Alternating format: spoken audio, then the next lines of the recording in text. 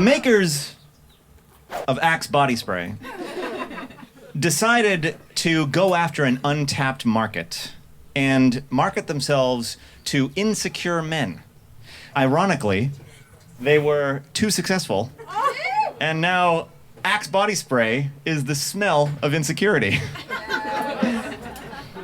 When Ronald Reagan was shot by John Hinckley in 1981, John Hinckley missed all 6 times, except the last bullet bounced off of the bulletproof limousine and struck Ronald Reagan in the chest. Ironic, in that the manufacturers of the bulletproof limousine were instrumental in a bank shot that almost did him in.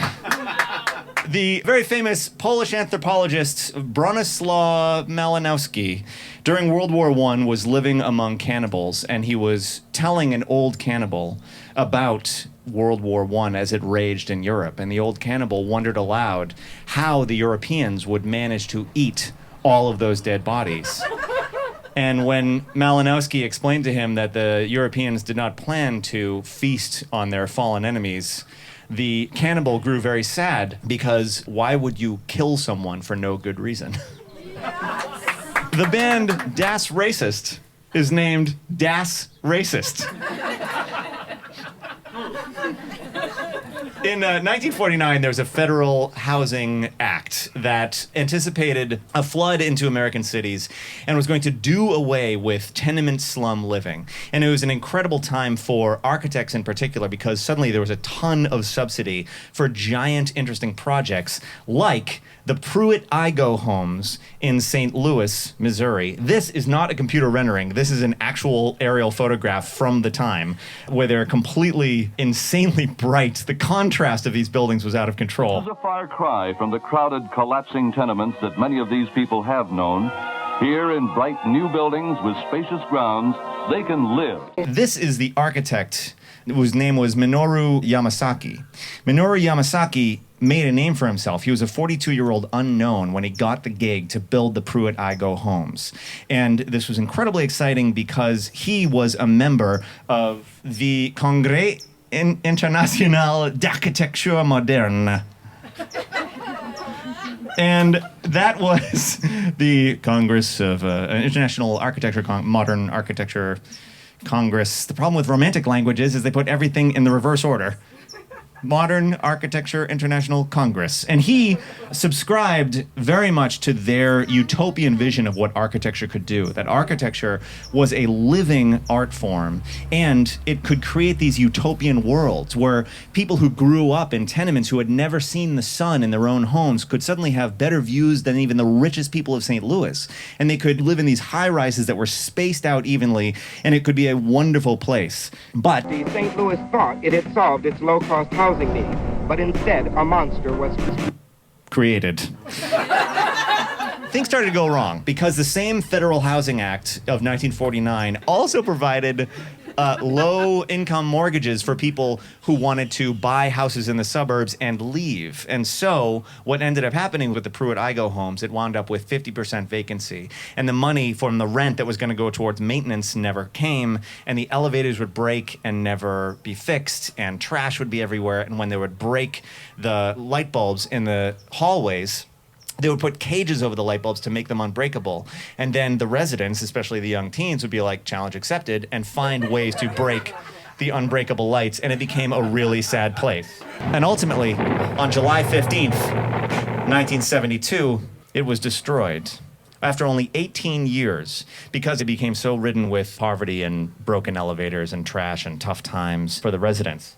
This photograph, which features the Arch of St. Louis in the background, went all over the world 60 times. This is one of the most famous photographs from the 1970s. And because this photograph became so famous, this moment, July 15th, 1972, began to be proclaimed as the death of modern architecture.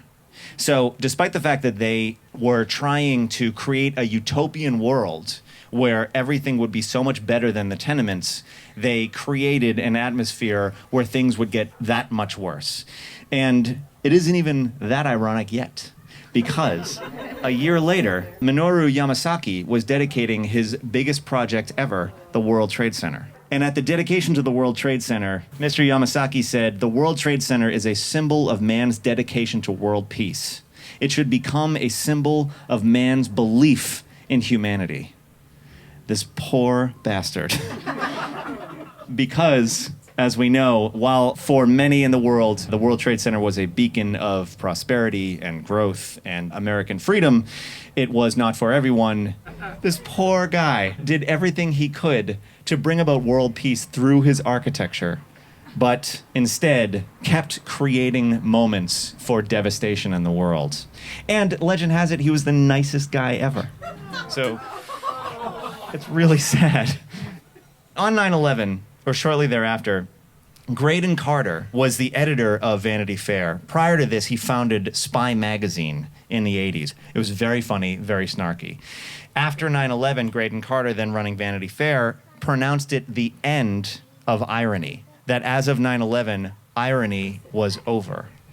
In October, in The New Yorker, Roz Chast had a cartoon where a woman's walking by a bookstore and the book features a sticker that says, "Now with 50% less irony."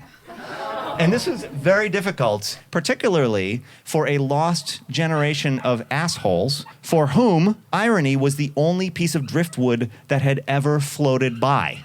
We were the Alex P. Keaton generation. So we had no way to rebel or differentiate ourselves other than to find strange ways to be sarcastic and snarky because our parents had been in the movement and had this wholehearted belief in social change and changing the world and even did so and stopped the war. Nixon himself said that the peace movement, he admitted, I should say, was instrumental in the war ending when it did. And they were reacting, very honestly, to the 1950s and that generation's belief wholeheartedly in the status quo and prosperity. And they were reacting wholeheartedly to the Depression and what they watched their parents go through. We've all been swinging back and forth in this insane pendulum, and our generation, all we had was irony. And for 3 weeks after 9/11, we were just floating in this plasma of sincere goo. And it was so difficult to even walk down the street. You wanted to hug and cry everyone you met, and that made you feel so dirty. Do you know what I mean? Okay, so here's the thing. It's a new century. After 9/11, the sincerity thing happened briefly. But then Facebook showed up in 2005 for some, 7 for everybody else.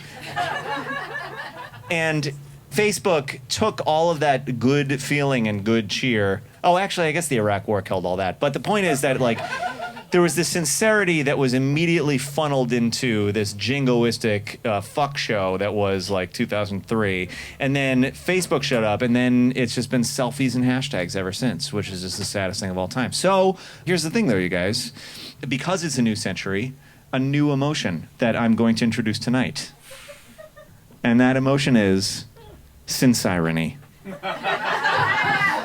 Sincerity is the thing where you're feeling something, you're somewhat dilated. You're dilated enough that the people within like a 10-foot blast zone are aware that you're having an actual emotion. So they're on guard and ready in case shit goes down because someone in the 21st century is having an emotion. So you're having that, yet at the same time, you're joking about it. That's where the irony comes in. So it's sincerity, and that's the best we can do in this century, and that's plenty.